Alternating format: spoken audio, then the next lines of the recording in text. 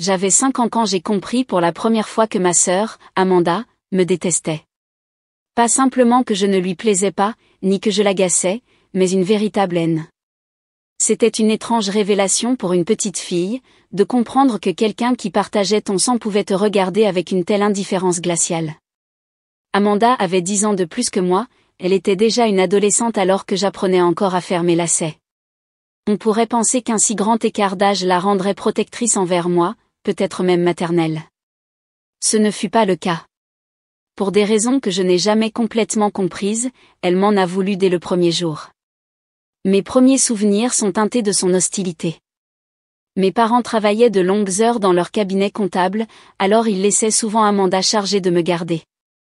Juste pour quelques heures, disait-il en m'embrassant pour me dire au revoir, tandis que j'essayais de ne pas montrer ma peur. Dès que leur voiture quittait l'allée, le faux sourire d'Amanda disparaissait. « C'est l'heure de dormir, Tasha, disait-elle, même s'il n'était que 18 heures. Mais il fait encore jour dehors, protestai-je faiblement. Ça m'est égal. Va dans ta chambre.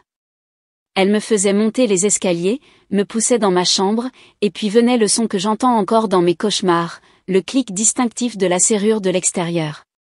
Ma chambre passait d'un refuge sûr à une cellule de prison. Amanda avait convaincu mes parents d'installer une serrure à l'extérieur pour ma sécurité quand j'étais petite, maintenant, c'était son arme. Amanda, s'il te plaît, laisse-moi sortir, criai-je, mes petits poings faisant à peine du bruit contre la porte en bois. Chut, sifflait-elle depuis le couloir. Tu dois être silencieuse, Tasha. Tu sais ce qui arrive aux petites filles bruyantes, n'est-ce pas?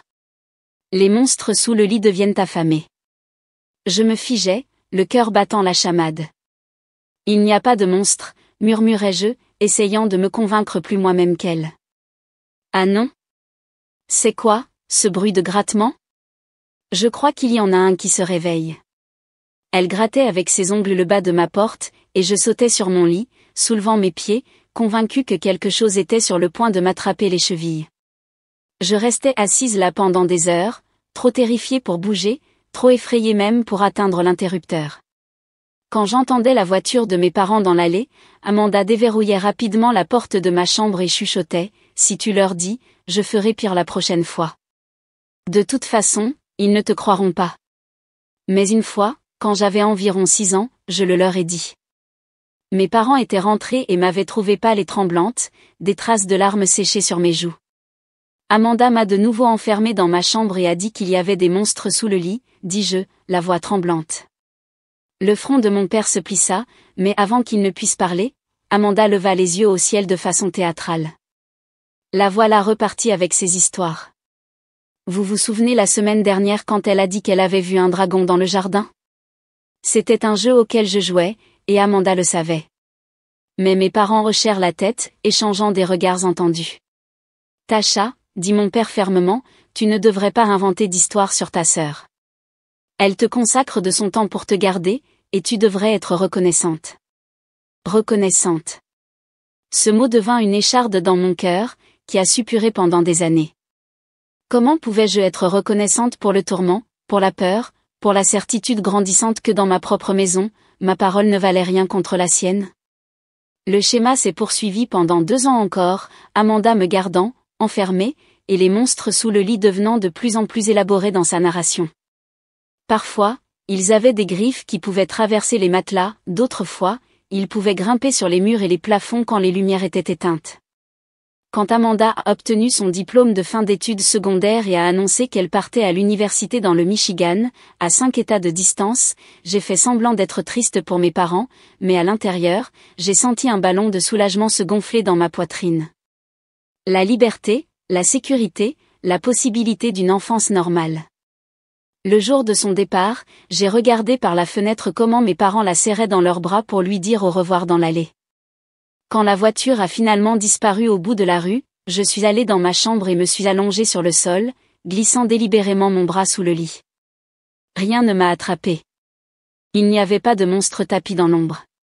Le seul monstre était parti, et j'avais 4 années complètes avant de devoir la revoir. Ces années furent les meilleures de mon enfance. Sans la présence constante d'Amanda, mes parents et moi nous sommes rapprochés. Ils n'étaient plus des automates qui travaillaient et venaient me nourrir entre deux services, ils sont devenus de vraies personnes, avec des rires, des histoires et des plans de week-end qui m'incluaient. Maman m'a appris à faire ces fameux biscuits aux pépites de chocolat. Papa m'a emmené à la pêche et ne s'est même pas soucié de mettre l'appât sur mon hameçon. Nous avions des soirées cinéma et des compétitions de jeux de société. C'était comme être enfin admise dans la famille autour de laquelle j'avais gravité pendant des années. Mais l'ombre du retour d'Amanda planait sur chaque congé de fin d'année et chaque vacances d'été. Elle arrivait avec des sacs de créateurs et des histoires sur sa vie universitaire sophistiquée, apportant des cadeaux coûteux pour nos parents, une écharpe en cachemire pour maman, un portefeuille en cuir pour papa. Pour moi, rien, pas même une barre de chocolat ou un crayon de la librairie de son université. La première fois que c'est arrivé, à Noël, quand j'avais 9 ans, je n'ai pas pu cacher ma peine en voyant maman et papa déballer leurs cadeaux alors que mes mains restaient vides. « Où est le cadeau de Tasha ?» demanda maman, remarquant mon expression. Amanda fit un geste dédaigneux. « C'est juste une enfant. Elle n'a pas besoin de choses chères. Je lui prendrai quelque chose à la station-service sur le chemin du retour si ça lui tient tant à cœur. » Mais elle ne l'a jamais fait, et aux vacances suivantes, c'était le même schéma, et les suivantes. Finalement, j'ai cessé d'attendre quoi que ce soit et j'ai appris à me rendre invisible quand elle venait en visite. Le lycée était un refuge face au drame familial. Je n'étais pas populaire, mais j'avais de bons amis, de bonnes notes et des professeurs qui appréciaient ma concentration tranquille. À 17 ans, mes dossiers de candidature à l'université étaient prêts, j'avais un travail à temps partiel à la librairie locale et un avenir qui semblait rafraîchissant et libre d'Amanda. Puis l'annonce est tombée. « Ta sœur va se marier en mars », dit maman un soir au dîner, le visage rayonnant d'excitation. N'est-ce pas merveilleux ? Super, hochai-je la tête, calculant mentalement que cela tomberait pendant mes vacances de printemps de terminale. L'idée de passer mes vacances au mariage d'Amanda ne m'enchantait pas, mais peut-être que ce serait une occasion d'être enfin incluse comme un membre adulte de la famille. Peut-être même serais-je une demoiselle d'honneur. L'idée était à la fois excitante et terrifiante. 2 semaines plus tard, Amanda est entrée chez nous avec une bague en diamant et son fiancé à son bras. Derek semblait assez sympathique, calme, bien habillé, avec un sourire poli qui n'atteignait jamais ses yeux. Le partenaire parfait pour ma sœur, pensais-je avec peu de charité. Nous prévoyons une cérémonie intime, annonça Amanda pendant le dîner. En fait, nous avons décidé d'avoir un mariage sans enfant. La table devint silencieuse. Papa se racla la gorge. Sans enfant ? Mais il n'y a que la famille. Derek et moi voulons une atmosphère sophistiquée, sans distraction. Les yeux d'Amanda se posèrent sur moi. Personne de moins de 18 ans. Je la fixai, la signification était limpide. J'ai 17 ans. J'aurai 18 ans dans 4 mois. Les règles sont les règles, Tasha. Je suis sûre que tu comprends. Je me tournai vers mes parents pour chercher du soutien. Maman étudiait son assiette. Papa bougea, mal à l'aise. C'est le mariage d'Amanda, dit-il finalement. C'est elle qui décide comment elle le veut. Exactement, dit Amanda triomphalement. De plus, il faut bien que quelqu'un garde la maison pendant que tout le monde est parti. J'ai eu l'impression d'avoir reçu une gifle. Tout le monde y allait, mes parents, des parents des 2 côtés, des amis de la famille, tout le monde sauf moi. Laissé pour compte, comme un animal de compagnie non désiré. Après le dîner, je me suis retirée dans ma chambre, furieuse. Je n'ai pas pleuré, j'étais trop en colère pour pleurer. Une partie de moi n'était même pas surprise. C'était du grand Amanda, trouver le moyen parfait de m'exclure tout en paraissant complètement raisonnable aux yeux de tous les autres. Le jour du mariage, je suis restée dans l'allée, regardant mes parents partir dans leur tenue de cérémonie, me sentant vide. Pendant les 8 heures suivantes, j'ai erré dans la maison vide, zappant d'une chaîne de télévision à l'autre et essayant de ne pas penser à ce qui se passait à l'hôtel au bord du lac.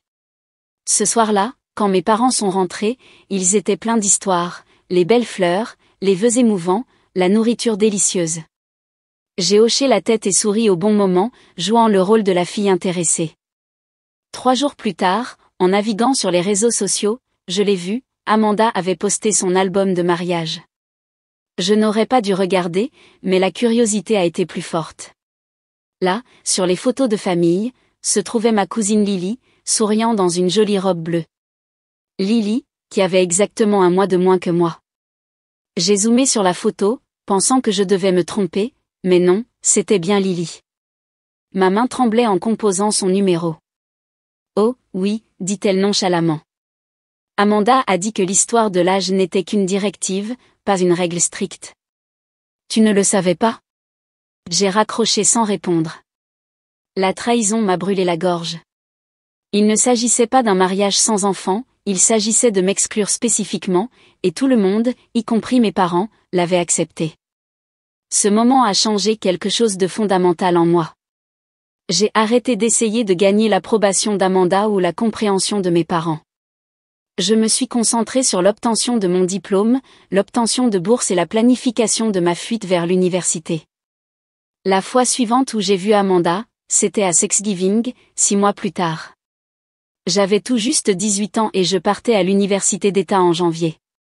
Elle a échangé quelques banalités sur la vie de mariée, et j'ai répondu avec un désintérêt poli. L'éléphant dans la pièce, sa tromperie de mariage, n'a pas été mentionné. Mes années universitaires ont filé. J'ai étudié le marketing, je me suis fait des amis qui ne savaient rien de la dynamique de ma famille et j'ai progressivement construit une vie qui était entièrement la mienne. Je rentrais à la maison pour les fêtes importantes, mais je gardais mes visites brèves. Amanda apparaissait par intermittence, généralement quand elle voulait quelque chose de nos parents. Puis sont venues les annonces de bébés, d'abord Ryan, puis Michael, et enfin Ethan, 3 garçons en 6 ans. Amanda a quitté son travail pour devenir mère à plein temps, et soudain, la maison de nos parents est devenue sa garderie non officielle. À ce moment-là, j'avais obtenu mon diplôme et décroché un poste de directrice adjointe chez Reynolds Trading. Mon appartement était à 15 minutes de mes parents, mais à des années-lumière du chaos qui définissait maintenant leur foyer. Chaque fois que je leur rendais visite, il y avait des preuves de la destruction de mes neveux, des tapis tachés, des cadres photos cassés, des crayons sur les murs. J'essayais de programmer mes visites quand Amanda et ses enfants n'étaient pas là, mais parfois nos chemins se croisaient. Les enfants couraient dans tous les sens, criant et jetant des jouets, tandis qu'Amanda consultait son téléphone, inconsciente de tout. Quand j'essayais de suggérer qu'ils devraient peut-être parler moins fort ou ne pas sauter sur la vieille table basse, Amanda répondait sèchement, « Ne dis pas à mes enfants ce qu'ils doivent faire. » Alors je ne le faisais pas. À la place, j'ai commencé à éviter complètement les réunions de famille. Jusqu'à ce que les appels téléphoniques commencent. « Tasha, chérie, pourrais-tu venir demain ?» La voix de maman avait ce ton particulier, épuisée mais essayant de paraître joyeuse. On aurait bien besoin d'un coup de main pour nettoyer. Amanda vient de récupérer les enfants, et... La première fois, j'y suis allée sans me plaindre. J'ai passé 4 heures à aider mes parents à rétablir l'ordre. La deuxième fois, j'ai serré les dents mais j'y suis allée quand même. La troisième fois, quelque chose en moi a craqué. Maman, pourquoi m'appelles-tu toujours pour nettoyer après les enfants d'Amanda? Pourquoi ne le fait-elle pas elle-même? Il y eut une longue pause. Je suis désolée, chérie. Tu as raison. Nous n'aurions pas dû te demander. J'ai raccroché, me sentant coupable mais résolue. Ce soir-là, j'ai appelé Amanda directement. Tu dois arrêter de traiter la maison de maman et papa comme une décharge, lui dis-je sans détour. Ils ont la soixantaine. Ils ne devraient pas avoir à nettoyer après tes enfants. Mêle-toi de tes oignons, Tasha, répondit-elle froidement. C'est entre eux et moi. Ce sont aussi mes parents, et tu profites d'eux.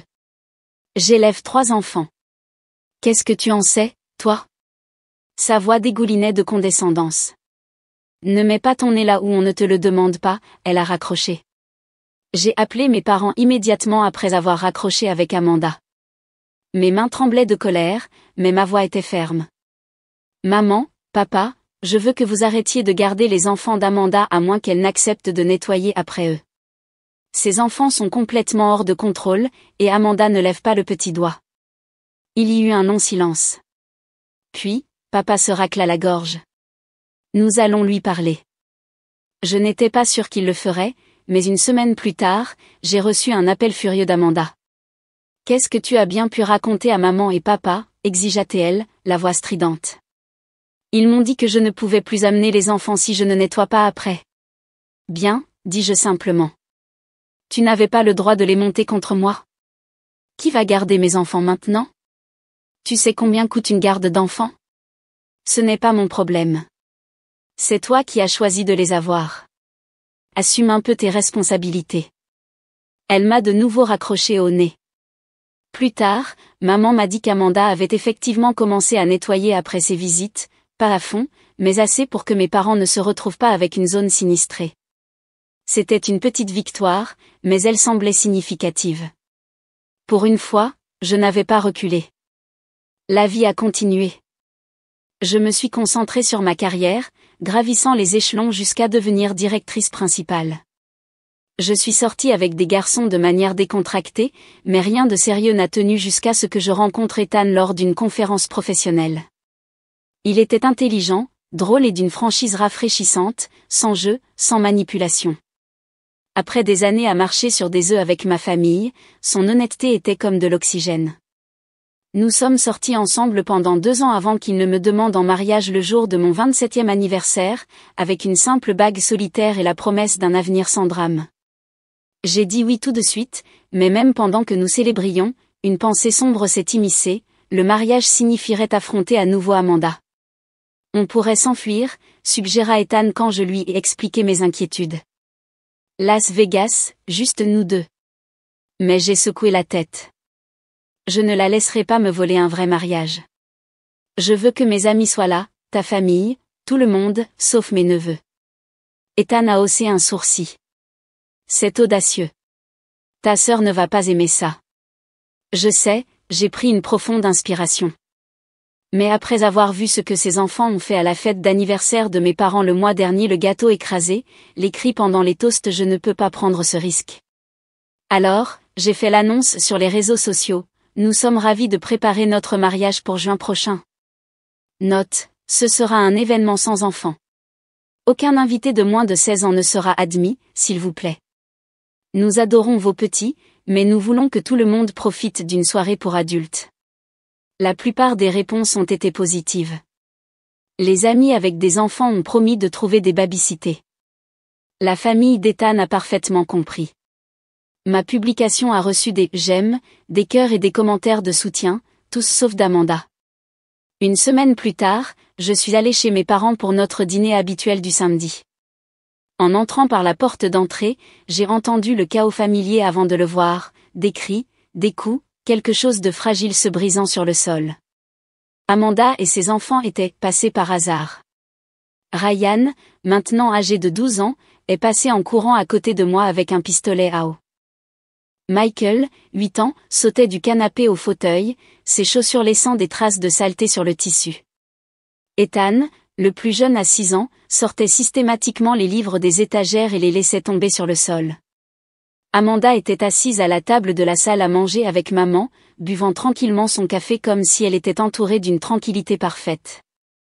Au milieu du dîner, Amanda a mentionné nonchalamment mon mariage. J'aurais besoin de connaître l'horaire exact pour pouvoir planifier les activités des enfants. J'ai posé ma fourchette. Les enfants ne sont pas invités. C'est réservé aux adultes, comme je l'ai mentionné dans ma publication. Elle a ri. Ça ne s'applique pas à la famille, évidemment. Ça s'applique à tout le monde. Sans exception. Mais je ne peux pas les laisser toute une journée. Je vais devoir les amener. Je l'ai fixée, me demandant si elle était vraiment si inconsciente ou si elle me testait simplement. Non, tu ne le feras pas. Tu devras trouver une babysitter. Il n'y a personne en qui j'ai confiance pour si longtemps. Ils viennent avec moi. Son ton était définitif, comme si l'affaire était réglée. Amanda, dis-je lentement, laisse-moi être claire. Si tu te présentes avec tes enfants, vous ne serez pas autorisé à entrer. C'est mon mariage, mes règles. Tu fais ça juste pour te venger de moi, cracha-t-elle, sa façade calme se fissurant. Parce que je ne t'ai pas laissé venir à mon mariage. J'ai cligné des yeux, surprise. Quoi? C'était il y a 10 ans. Ça n'a rien à voir avec ça. Menteuse. Tu as toujours été rancunière, toujours à inventer des histoires sur moi. J'ai montré du doigt l'endroit où Michael utilisait les rideaux comme corde d'escalade. Voilà pourquoi tes enfants ne sont pas invités. Ils sont complètement hors de contrôle, et tu ne fais rien pour y remédier. Amanda se leva si brusquement que sa chaise tomba en arrière. Les enfants, on s'en va. Elle est sortie en trombe, les enfants la suivant comme des canetons destructeurs, laissant le désordre habituel dans leur sillage. Après leur départ, mes parents m'ont regardé avec déception. C'était nécessaire, demanda maman. Tu aurais pu gérer ça avec plus de diplomatie. Comment? En la laissant me marcher dessus comme elle l'a toujours fait? Non, merci. Papa soupira. Ce ne sont que des enfants, Tasha. C'est la famille. Regardez autour de vous, dis-je en désignant le chaos. Voulez-vous que cela se produise pendant mes vœux, pendant notre première danse, pendant que tout le monde essaie de profiter d'un repas pour lequel Ethan et moi payons une fortune? Ils n'ont pas eu de réponse à ça. 2 jours plus tard, Amanda a publié un long discours larmoyant sur les réseaux sociaux. J'ai le cœur brisé que ma propre sœur exclue mes précieux enfants de son mariage par dépit. La famille devrait passer en premier, pas des rancunes insignifiantes du passé. Au lieu de répondre directement à Amanda, j'ai simplement commenté, pour clarifier, notre politique de sans enfants s'applique à tous les invités de moins de 16 ans, pas seulement à des enfants spécifiques. Nous souhaitons une soirée élégante que tous les invités adultes pourront apprécier. Ce à quoi je ne m'attendais pas, c'était l'avalanche de commentaires qui a suivi, non pas d'amis, mais de membres de la famille. Ces enfants ont fait tomber l'urne de ma grand-mère à la réunion de famille. Ils ont tiré la nappe à Thanksgiving et ont cassé toute ma belle porcelaine. L'un d'eux a mordu ma fille à la fête de Noël. Amanda a supprimé sa publication en quelques heures. Les semaines précédant mon mariage furent un tourbillon de derniers préparatifs, d'essayage de robes et d'excitation nerveuse. Amanda était restée étrangement silencieuse après son fiasco sur les réseaux sociaux, pas d'appels, pas de textos, pas de nouvelles plaintes à nos parents. Le silence m'inquiétait. C'est alors que mon téléphone a sonné. C'était Lily. Tasha, je dois te dire quelque chose, dit-elle, la voix basse. Je parlais à Jen hier, tu sais, l'amie d'Amanda de l'université, celle qui était sa demoiselle d'honneur. Oui. Selon Jen, Amanda va faire en sorte que les enfants renversent accidentellement quelque chose sur ta robe pendant la réception, et Ryan est censé pousser ton gâteau de mariage. Jen se sentait horriblement mal à ce sujet et s'est confiée à moi. Après avoir raccroché, je suis restée assise dans un silence stupéfait. Même pour Amanda, c'était un nouveau record de bassesse, non seulement ignorer mes souhaits, mais planifier activement de ruiner le jour de mon mariage. J'en ai parlé à Ethan, m'attendant à ce qu'il soit aussi choqué que moi. Au lieu de cela, il était d'un calme troublant. Nous engagerons des agents de sécurité, dit-il simplement. Nous leur donnerons des photos d'Amanda et des enfants. Pas de drame, pas de scène. Ils n'entrent tout simplement pas. Nous avons engagé 2 gardes de sécurité d'une entreprise professionnelle, leur avons donné des photos d'Amanda et de ses enfants, et leur avons demandé poliment mais fermement de ne pas les laisser franchir l'entrée sous aucun prétexte. Le matin du mariage est arrivé avec un ciel parfaitement bleu. Pendant que ma demoiselle d'honneur m'aidait à enfiler ma robe, j'ai ressenti un sentiment de calme surprenant. Quoi qu'il arrive avec Amanda, j'allais épouser l'homme que j'aimais. C'était ça qui comptait. La cérémonie était prévue pour 16 heures. À 15h30, mon téléphone a vibré avec un texto du chef de la sécurité, les sujets sont arrivés avec 3 mineurs. Nous procédons comme convenu. J'ai pris une profonde inspiration et j'ai tendu mon téléphone à ma demoiselle d'honneur. Ne me dis plus rien sur ma sœur à moins que le bâtiment ne soit en feu. La cérémonie fut magnifique.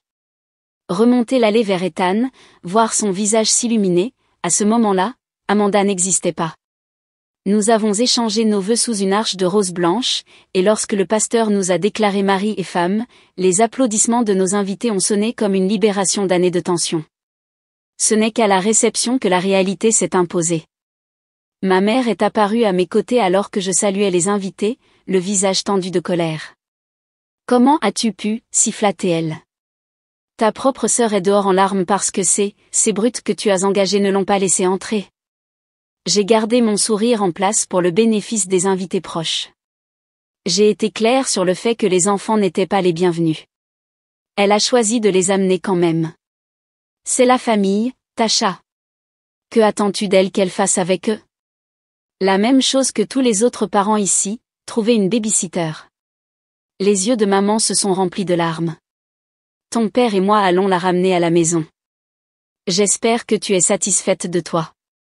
Je les ai regardés s'éclipser, choisissant Amanda une fois de plus. Ça a fait mal, mais moins que ce à quoi je m'attendais. Peut-être que je m'étais préparée à ce moment toute ma vie. Le reste de la réception fut parfait.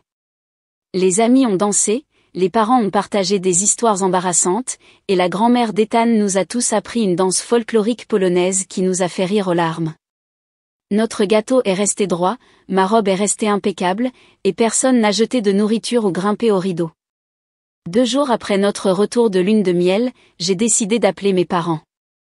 Je pensais qu'ils méritaient de savoir pourquoi j'avais engagé la sécurité, de comprendre que je n'étais pas simplement rancunière. Maman, papa, dis-je quand ils ont répondu, il y a quelque chose que vous devez savoir. Amanda prévoyait de faire en sorte que ses enfants ruinent mon mariage. Lily l'a appris de l'amie d'Amanda, Jen, qu'elle allait faire renverser quelque chose sur ma robe par les enfants et faire tomber le gâteau de mariage.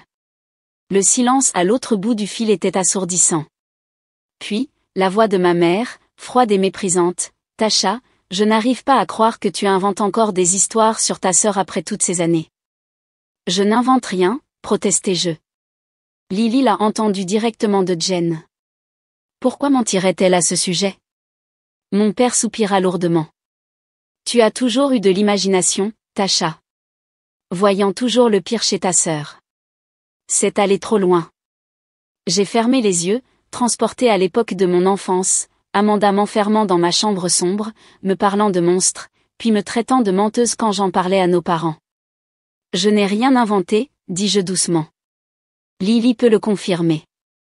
Lily a toujours été de ton côté, rejeta papa. Ta sœur a été très blessée par tes actions, et j'ai été blessée par les siennes toute ma vie, mais ça ne semble importer à aucun de vous. La ligne est restée silencieuse un instant. Nous devrions en parler en personne, dit-il finalement. Je ne crois pas, papa. J'ai fini de me justifier. Je vous aime, toi et maman, mais je ne m'excuserai pas d'avoir protégé le jour de mon mariage de la méchanceté d'Amanda. Alors, c'est tout? Tu nous coupes les ponts? Je soupirai. Non, je pose des limites. Quand maman et toi serez prêts à me voir comme un membre égal de cette famille, pas seulement comme la petite sœur agaçante d'Amanda qui doit rentrer dans le rang, je serai là. C'était il y a 6 mois. Depuis, le silence. J'ai des nouvelles par l'intermédiaire de Lily, Amanda laisse toujours ses enfants chez mes parents régulièrement. Les enfants sont toujours destructeurs, toujours irrespectueux. Mes parents sont de plus en plus épuisés, faisant face à des problèmes de santé qui rendent presque impossible de s'occuper de 3 enfants ingérables. Mais ils ne poseront pas de limite avec Amanda, et je ne ferai pas semblant que tout va bien. Parfois, je rêve de réconciliation, des dîners du dimanche où tout le monde se comporte civilement, des jours de fête sans tension, mes parents voyant enfin le schéma qui est clair pour moi depuis l'enfance. Mais les rêves ne sont pas la réalité. La réalité, c'est qu'Amanda avait raison sur une chose, j'étais une rêveuse. Enfant, je rêvais d'une sœur qui me protège au lieu de me terroriser, de parents qui me croient au lieu de me rejeter, d'une famille où l'amour n'était pas conditionnel. Maintenant, je rêve de choses différentes, la famille qu'Ethan et moi pourrions créer un jour, une famille où aucun enfant ne se sentira moins valorisé qu'un autre, où des mots comme « juste » et « respect » ne sont pas que des concepts vides.